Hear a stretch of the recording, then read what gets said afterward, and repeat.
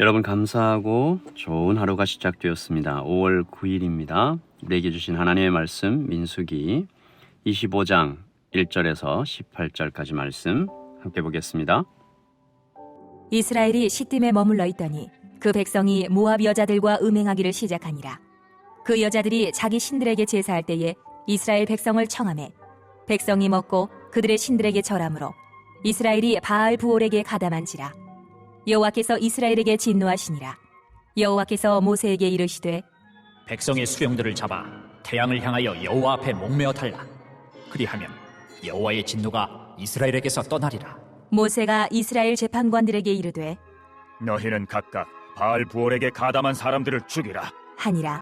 이스라엘 자손의 온 회중이 회막문에서 올 때에 이스라엘 자손 한 사람이 모세와 온 회중의 눈앞에 미디안의 한 여인을 데리고 그의 형제에게로 온지라.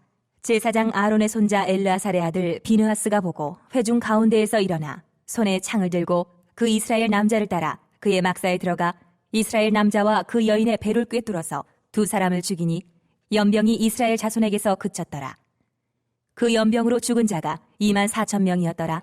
여호와께서 모세에게 말씀하여 이르시되 제사장 아론의 손자 엘르아살의 아들 비느하스가 내 질투심으로 질투하여 이스라엘 자손 중에서 내 노를 돌이켜서 내 질투심으로 그들을 소멸하지 않게 하였도다. 그러므로 말하라. 내가 그에게 내 평화의 언약을 주리니 그와 그의 후손에게 영원한 제사장 직분의 언약이라. 그가 그의 하나님을 위하여 질투하여 이스라엘 자손을 속죄하였음이니라. 죽임을 당한 이스라엘 남자 곧 미디안 여인과 함께 죽임을 당한 자의 이름은 시므리니 살루의 아들이요 시므온인의 조상의 가문 중 한 지도자이며 죽임을 당한 미디안 여인의 이름은 고스비이니 수르의 딸이라. 수르는 미디안 백성의 한 조상의 가문의 수령이었더라. 여호와께서 모세에게 말씀하여 이르시되 미디안인들을 대적하여 그들을 치라. 이는 그들이 속임수로 너희를 대적하되 부올의 일과 미디안 지휘관의 딸 곧 부올의 일로 연병이 일어난 날에 죽임을 당한 그들의 자매 고스비의 사건으로 너희를 유혹하였음이니라. 아멘. 하나님의 말씀입니다. 한 번 더 읽으시면서 묵상하시겠습니다.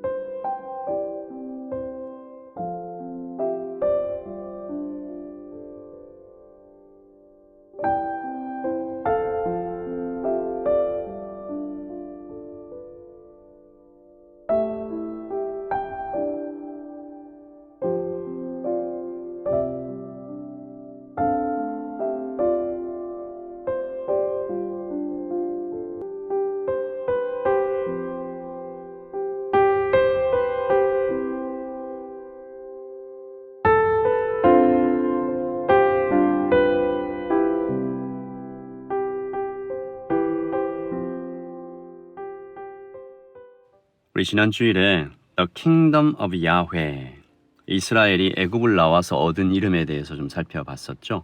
아모리와 시혼이라는 나라 만났는데요. 전쟁 잘하는 나라들이었습니다. 그런데 큰 승리를 거둔 이스라엘. 그리고 에돔과 모압을 만나서는 싸우지 않고 물러가고 이 모든 과정들 속에서 소문이 난 거죠. 야훼라는 신이 이스라엘과 함께한다. 그 야훼라는 신이 이스라엘과 함께하니까 이긴다. 애굽을 이기고 홍해를 건너온 히브리인들의 그 경이롭고 신비한 모습들 뒤에 항상 야훼가 있었다. 야훼가 있는 한 이스라엘을 이길 수는 없다라는 거죠. 그래서 모압 왕 발락이 발람을 고용하잖아요. 저주하는 술사. 야훼의 손발을 묶으면 이길 수 있다. 그렇게 생각했지만 한참 잘못된 생각이었습니다. 이 천지를 만드신 하나님 여호와는 사람의 손에 조종되지 않으시고 하나님은 사랑도 징계도 심판도 홀로 행하시죠.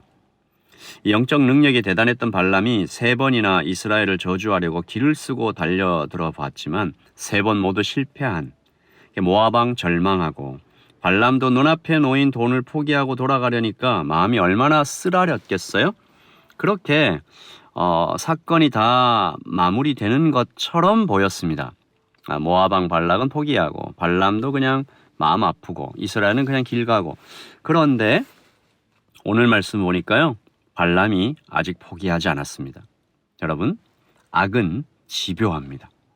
할 수만 있으면 택함을 받은 자들도 미혹하려고 우는 그런 사자와 같이 두루다닙니다. 이 두루다닌다라고 하는 건 쉬지 않는다는 뜻 아니겠어요?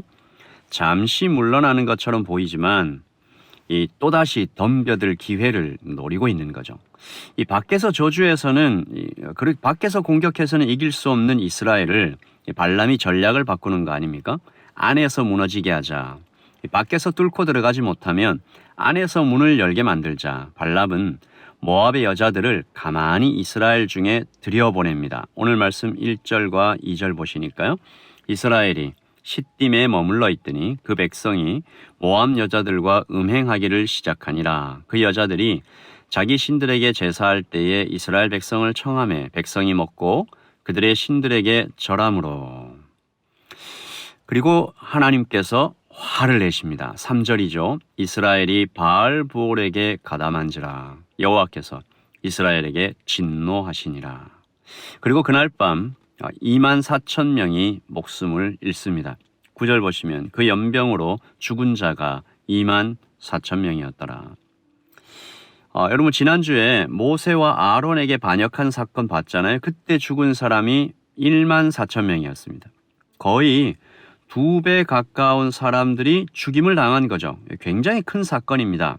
오늘 아침 교회가 어떻게 무너지는지, 하나님의 가정이 어떻게 망가지는지, 성도가 어떻게 망해가는지 하나의 이유를 우리가 살펴봅니다. 고난이 닥쳐올 때마다 평안할 때, 나의 쾌락이 가까이 있을 때가 훨씬 더 위험하다라는 거죠. 그러니까 하나님과 멀어져 있는데 일이 잘 돼간다. 위험한 신호입니다. 이스라엘의 남자들은 외모가 아름다운 모압의 여인들이 다가와 유혹하고 또 쾌락을 선물할 때 내가 지금 하나님과 멀어져 가고 있네? 알았을 거예요. 처음에는 무서워했을지도 모릅니다. 고라 자손처럼 땅이 갈라져 죽을까? 하나님의 불이 내려와 타 죽을까? 그런데 아무 일도 일어나지 않아요. 괜찮네? 그러면서 이 음란함이 퍼져나갔습니다. 24,000명이 오염될 때까지 계속 퍼져나가는데 그 퍼져나가는 속도가 엄청 빨랐던 거죠. 이것이 오늘 우리가 이 아침에 배워야 할 중요한 교훈입니다. 일이 잘 될 때, 내가 하나님과 함께 걷고 있는데 일이 잘 된다. 그건 좀 괜찮을지도 모르지만 사단이 나를 점점 구렁텅이에 이 구덩이에 빠뜨리고 있는데 일이 잘 된다. 이상하다. 이거 지금 내가 망해가는 징조구나. 이 눈치를 채야 되는 거죠.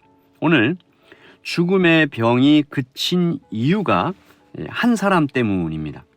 아론이 달렸을 때 죽음이 멈췄던 것처럼 오늘도 한 사람이 일어나 하나님의 마음을 따라 행했을 때 이 죽음의 병이 멈추죠. 그러니까 이런 일들이 있어야 된다라는 겁니다. 우리가 일이 잘 될 때, 하나님을 떠났는데 뭔가 일이 잘 돼 나갈 때, 평안할 때, 쾌락에 빠져 있을 때, 여기에서 벗어나서 그 죽음의 이 구덩이에서 빠져나올 수 있는 길은 아론이 죽음을 향해서 들어가든지 아니면 오늘 이 비느하스가 정말 창을 들고 그 죽음의 근원을 찌르든지 7절입니다.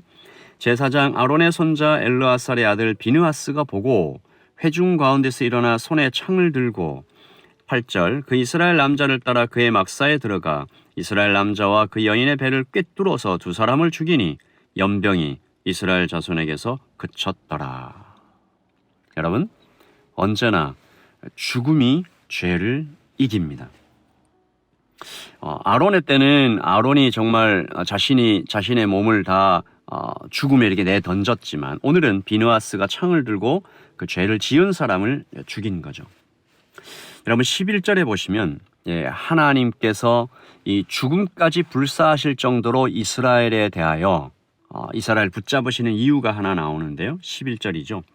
제사장 아론의 손자 엘르아살의 아들 비느하스가 내 질투심으로 질투하여 이스라엘 자손 중에서 내 노를 돌이켜서 내 질투심으로 그들을 소멸하지 않게 하였도다.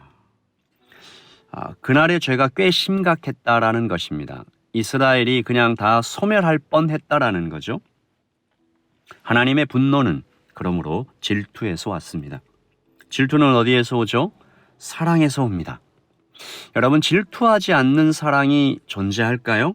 사랑이 깊을수록 질투가 강하죠. 하나님은 이스라엘을 신부로 여기고 계시다. 하나님은 이스라엘을 사랑하신다. 결혼하셨다.